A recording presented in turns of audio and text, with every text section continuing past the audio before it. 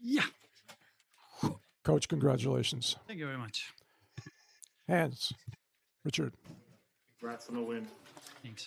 We often talk about the joy that Carlos brings to the court and the smiling and so forth. And I just wondered if you could talk about when you first saw that in him and how does that help him on the court?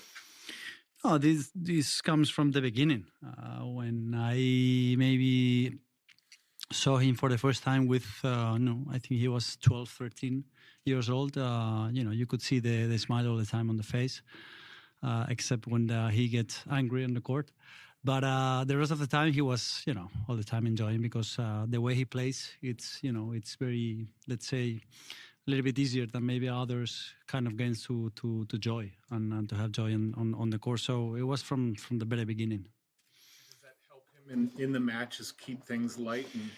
Yeah, for sure. Sometimes, there is most of the times that when he tries this kind of shot or this kind of, performance all the time, we talking all the time that, he has to try to have joy on the court all the time and try to be not too much stress on the court and try to go for the points. And the way he plays, I think it's a little bit easier than maybe others. Okay, just a reminder, no shooting from the seats. David. Hi, Juan Carlos. After the Wimbledon final, in the weeks that followed, was there anything that you wanted Carlos to do differently for the next time that he played against Jannik?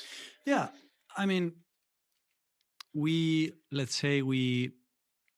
watch a little bit the matches, Roland Garros and Wimbledon, and we try to see the little things that we can improve to play in the forwards matches against Jannik. And I think it was very important because we maybe practice for 15 days, like very focused on the details that we have to improve to play against Jannik.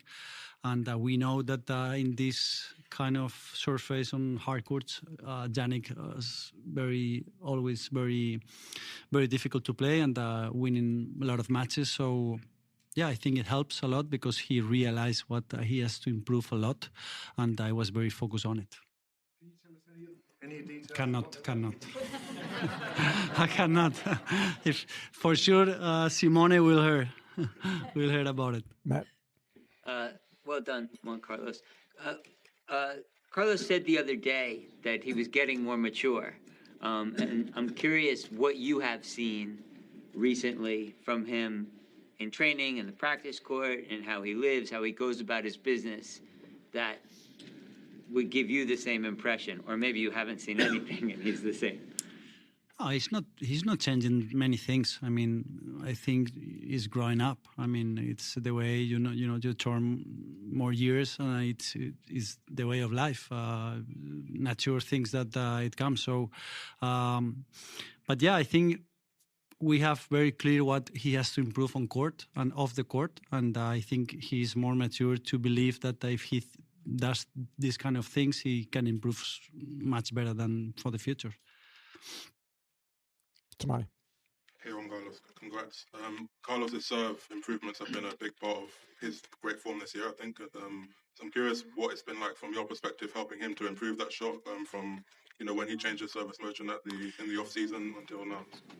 Yeah, this change it comes from Australian Open. I think we in past December we decided to change a little bit his movement of the serve. And, we knew that we need some time to get, working on court. So I think in this moment is maybe the moment that he has more improvement in his serve, and that he's been very useful on the court in an important moment. He's using it a lot during all Cincinnati and also during all the US Open. I think the serve is one of the keys to win the tournaments, for sure. Eleanor. Juan Carlos, Novak was in here saying he's kind of rooting for the third challenger to come through, having been in that position. I'm sure you're really happy with the way things are at the moment, but I just wonder, for men's tennis, do you think it needs somebody else to sort of insert themselves into this rivalry? Is there a danger that Jannik and Carlos could maybe play each other too much? I don't know, and I mean it's tough to say it. I think if we have more players fighting for the big titles for the people, I think it's going to be more even entertainment. For us, it's going to be worse because we have to mix the tournaments. But yeah, it's always welcome. You know, all the players that arrive and play at high level, and I think people it will. I think people learn from this kind of matches. They know where the level is and where they have to go. So for sure, they're going to try. Okay. Charlie. Yeah, congratulations, Juan Carlos. Related to that, when you were playing, you caught like the end of the Sampras Agassi rivalry. You played through Federer and Nadal rivalry. How do you think Sinner and Alcaraz's dominance now kind of compares to them, especially kind of Federer and Nadal? It's difficult to say. I think with all the players that we have on tour. Seeing Roger, Rafa, Novak now is very easy to say, but maybe 20 years ago you would not say that this is going to happen like this. So it's very tough. If I have to tell you right now, it looks like this, but who knows in the future if someone is going to arrive and fight for a big title as well. Billy. How would you describe what you saw in Carlos's performance today and what you felt as you watched it? It's difficult to say. I think we prepare the match very good, watching some matches and see the specific details we have to play. And Carlos did it 100%. It's easy to say and very difficult to do it. The performance today was perfect. I think he compromised himself to go for the match all the time, try to put pressure on the rival sooner than Jannik. And I think it's one of the keys. I think these guys hit the ball, both of them, very, very fast. And I think who hits first take the advantage on points.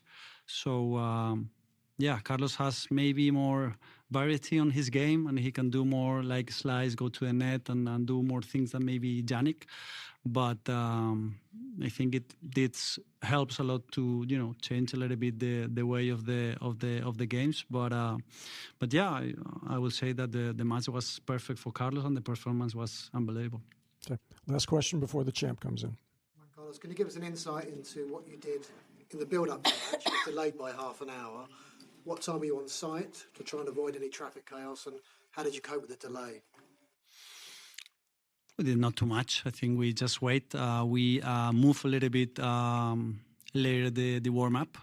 We're supposed to start warming up 1:30, and at the end we move it to 2:00 because he had lunch before we know that the match has moved to 2:30, so we couldn't move the lunch time. But we don't do too much. Just wait and Okay. don't think too much. Thank you, everyone. Thank you. All right.